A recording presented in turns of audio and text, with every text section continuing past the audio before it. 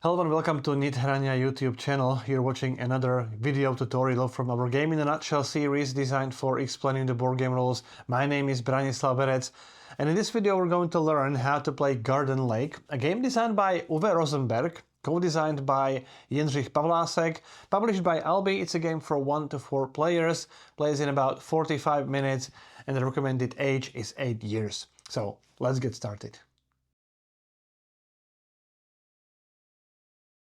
To set the game up, each player takes a player board and places it in front of them, making sure that this bridge illustration is in the top right corner. Then each player also takes one of these lake cards at random and places it this side up. This is side A. Side B is used in alternative variant. You can also play with this pre-printed board. Then take all these water tiles, put them into the bag, give it a good shuffle.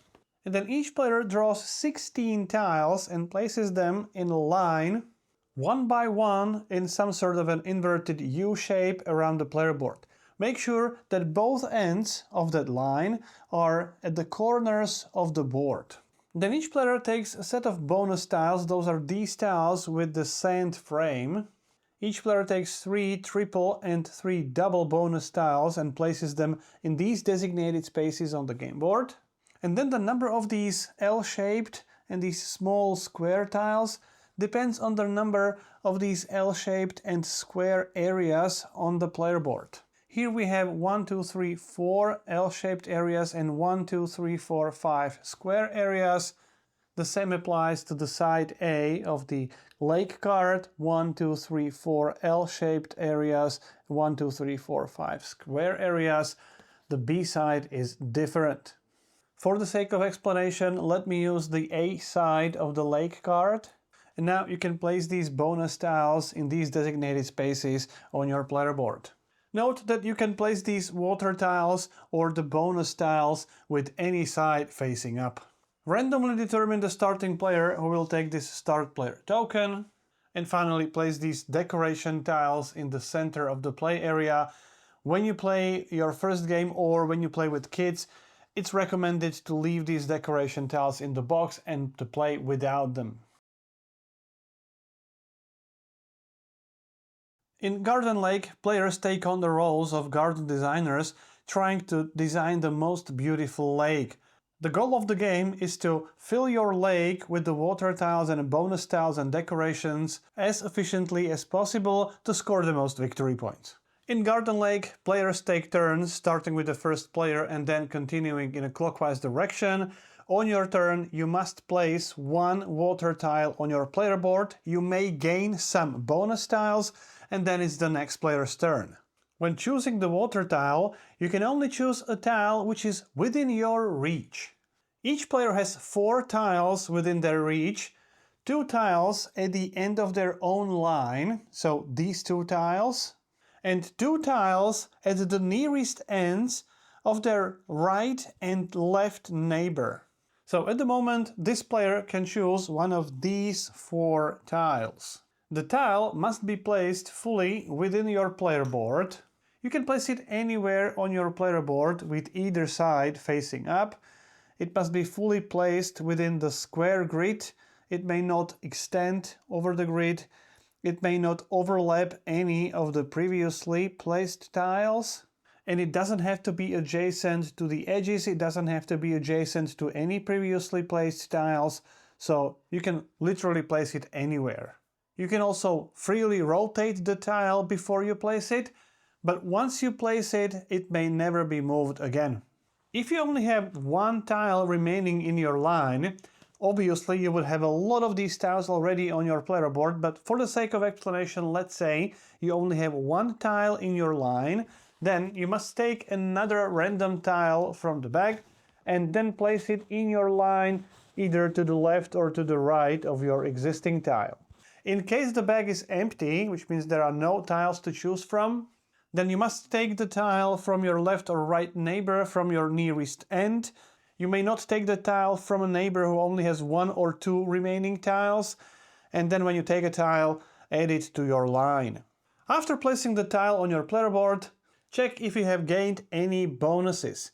You can gain the bonus tiles in two different ways, either by completing a full row or column, or by filling a marked area on the player board. For example, like this one here. When you fill in a certain shape, here it's a square, you gain the corresponding bonus tile. For example, if you fill in any of these L-shaped areas, you get this L-shaped bonus tile. When you gain the bonus tile, you may either place it immediately anywhere on the game board following the standard rules, or you may set it aside somewhere to the right of your player board. There's a cutout area here where you may place these bonus tiles, and you may place it anytime later during the game. However, you can only have one set aside bonus tile at any time. If you gain more than one bonus tiles during the same turn, you can decide which of these bonus tiles will be placed on the player board and whether and which one you will set aside. To get one of these bonus tiles, you must either fill in a complete column or a complete row. Each of those bonus tiles corresponds to 4 columns or 4 rows in this case, which are adjacent to that tile.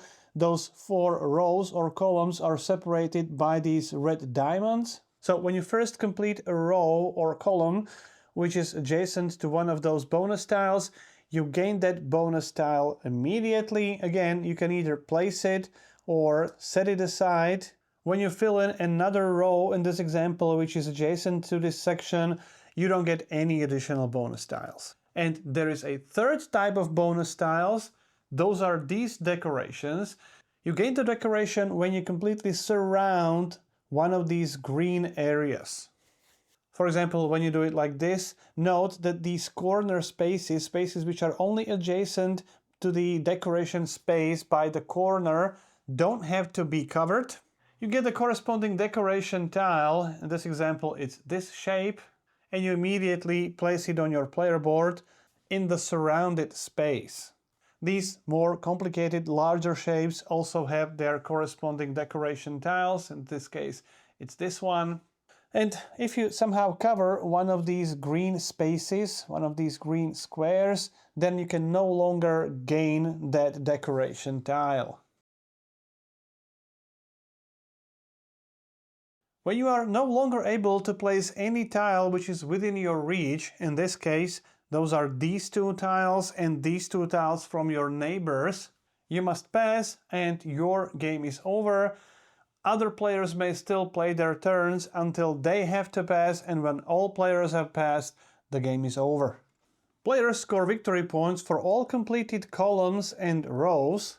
Since there are 12 columns and 12 rows, you can score maximum 24 points this way. In our example, we have 1, 2, 3 completed columns and 1, 2, 3, 4 completed rows.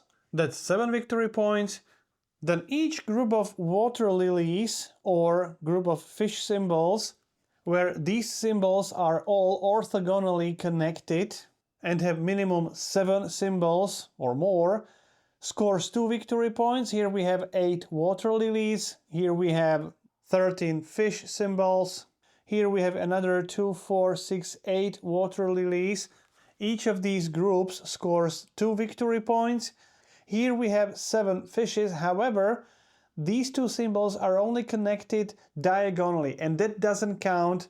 It's actually a group of 3 fishes and 4 fishes. So we have 2 points for this group, 2 points here, another 2 points here. And if you have a decoration, then each group which you score and is orthogonally adjacent to that decoration scores another 2 victory points. The decoration tile itself doesn't score any victory points. It just gives additional 2 victory points to each connected group, which you can legally score. So we had 7 victory points for rows and columns, 2, 4, 6 victory points for groups, and additional 2 victory points as a bonus for the decoration for this group. That's 7 and 8, that is 15 victory points. Then the player with the most points is the winner. As an alternative variant, you can use the B side of the lake card. You will only have 2 L-shaped bonus tiles and only 4 square bonus tiles. However, there are no green pre-printed decorations. So on your turn, in addition to placing on water tiles which are within your reach, you have another option. Instead of the water tiles, you can simply take a decoration tile, any decoration tile from the supply, and place it on your player board following the standard rules. You can have maximum 3 decoration tiles and you may never have 2 decoration tiles of the same shape. All other rules are the same as in the standard variant. So that's it. That's how you play Garden Lake. If you have any questions or comments, I'll do my best to answer as many as I can. You've been watching video tutorial for the Garden Lake, a game by Albi, designed by Uwe Rosenberg and Jindřich Pavlásek. My name is Branislav Berec and see you next time.